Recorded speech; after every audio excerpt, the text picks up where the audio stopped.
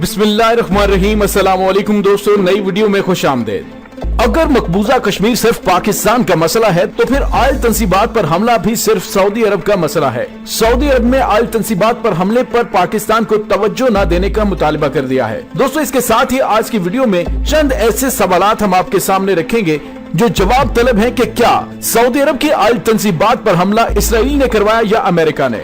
Video की तफसील में जाने से पहले आप देख रहे हैं हकीकत की दुनिया डॉक्टर अली के साथ। हमारा चैनल सब्सक्राइब करके घंटी के निशान को दबाना मत भूलिएगा।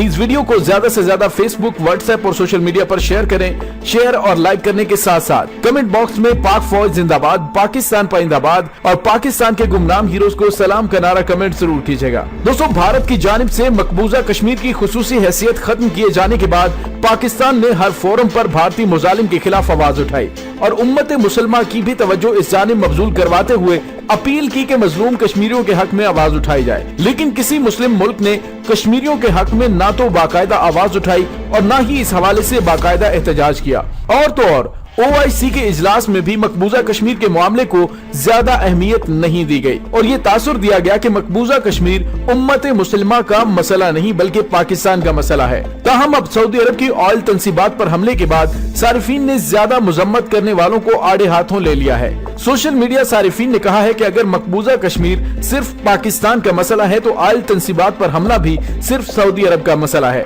और उस पर ज्यादा तवज्जो देने या उसकी ज्यादा मजम्मत करने की कोई जरूरत नहीं है।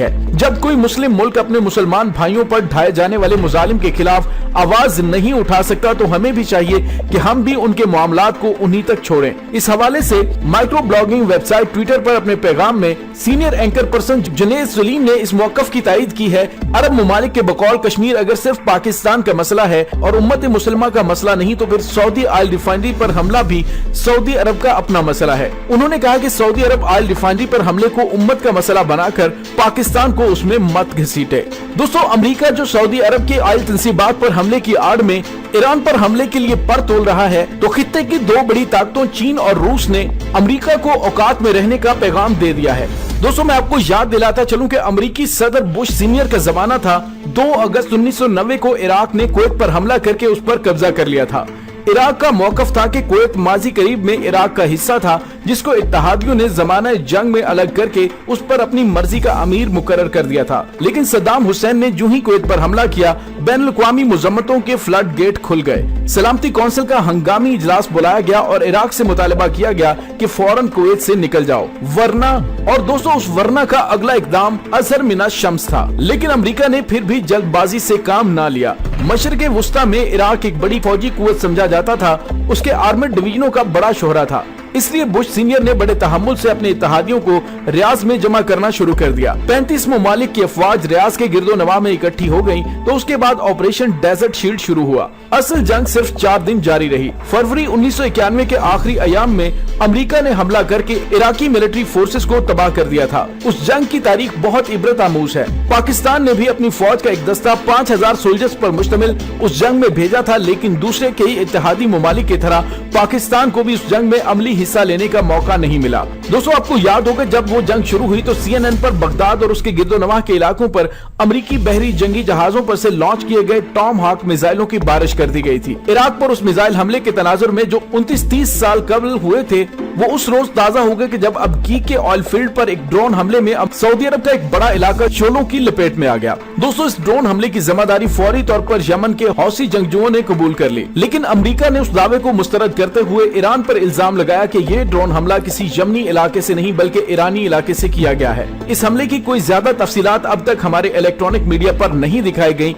अंदाजा फरमाइए कि अगर कुवैत पर हमला हो तो फौरन ही एक हमला आवर कुलेशन फोर्स इकट्ठी कर ली जाती है और इराक को सबक सिखा दिया जाता है। लेकिन आज मकबूजा कश्मीर में 80-90 लाख की मुसलमान आबादी 44 दिनों से कर्फ्यू के जेर असर है और पाकिस्तानी मीडिया और हुकूमत के अरबाब इख्तियार का गला चीख चीख कर बैठ गया है, लेकिन किसी अमरीकी के कान पर जूं तक नहीं रेंगी। जो अमरीकी मुफादात और मसलहतें 1990 और 91 की खलीजी जंग में थी वो आज 29 साल बाद अगर 180 डिग्री बदल गई है तो पाकिस्तान को सोचना चाहिए कि उसने अमेरिका के यार इंडिया के खिलाफ क्या जवाबी ऑप्शन इख्तियार करनी है जो इंडिया के आईनी आर्टिकल 370 की तंसीक का जवाब हो सके। दोस्तों, हम गुज़िश्ता 1.5 माह से कश्मीर को डिस्कस किए जा रहे हैं।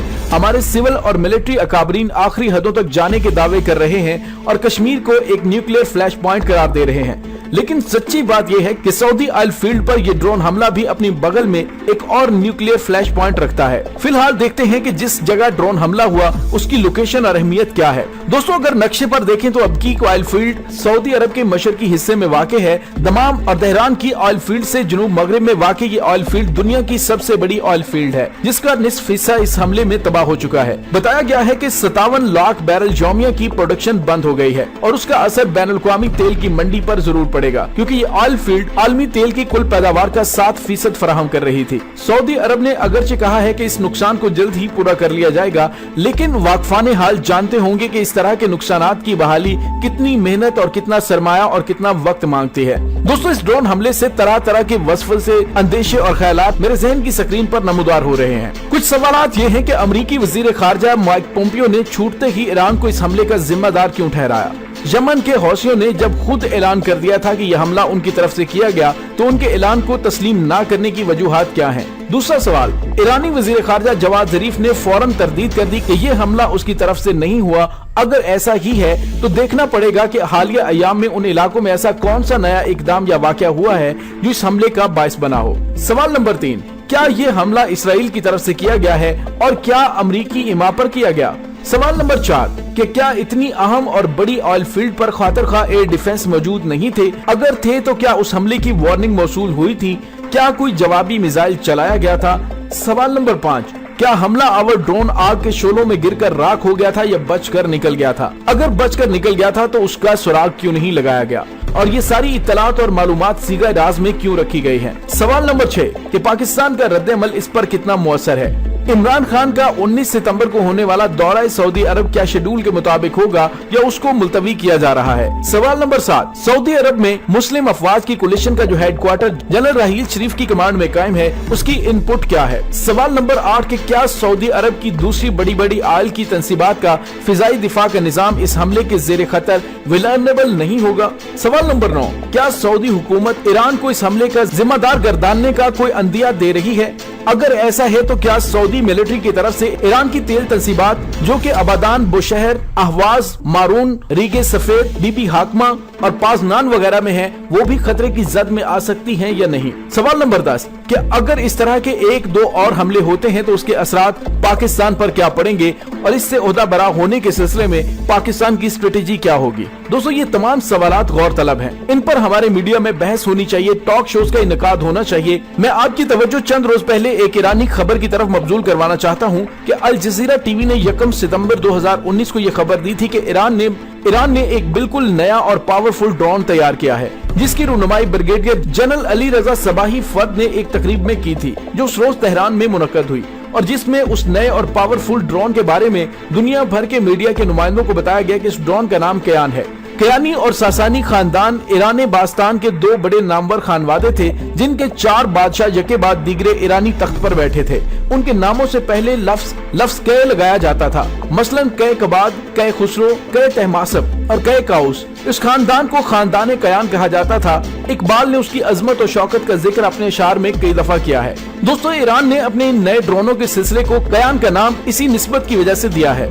इस ड्रोन का इफ्तिताही मुजाहरा करते हुए जनरल अली रजा ने कहा था कि ये नया ड्रोन कयान अव्वल 1000 किलोमीटर से ज्यादा फासला तय कर सकता है और 16000 फीट की बुलंदी पर परवाज कर सकता है। उसमें जेट इंजन लगा हुआ है। इसका असल मिशन सर्विलेंस और रेकी है और इसके निशाने की दुरुस्तगी इंतहाई आजमूदा है। ये ड्रोन ईरान की सरहदों से बाहर जाकर दुश्मन की तंसीबात को निशाना बना सकता है। दोस्तों, ईरान की ड्रोन साजी की सनत की तरक्की का अंदाजा इस समर से भी लगाया जा सकता है कि सिर्फ 3 महीने पहले 20 जून को ईरान ने अपनी फिजाओं में जदीद तरीन अमरीकी ड्रोन मार गिराया था। जिन हल्कों और ताकतों ने उस हमले के लिए ईरान को जिम्मेदार ठहराना है, वो ईरानी ड्रोन साजी की उस तरक्की को बहाना बनाकर सऊदी अरब को बहका सकती हैं। अब ये काम सऊदी इंटेलिजेंस का है कि वो ये मालूम करे कि ये ड्रोन कहां से आया, किस ताकत का था और उसमें कौन कौन से मिसाइल नस्ब थे।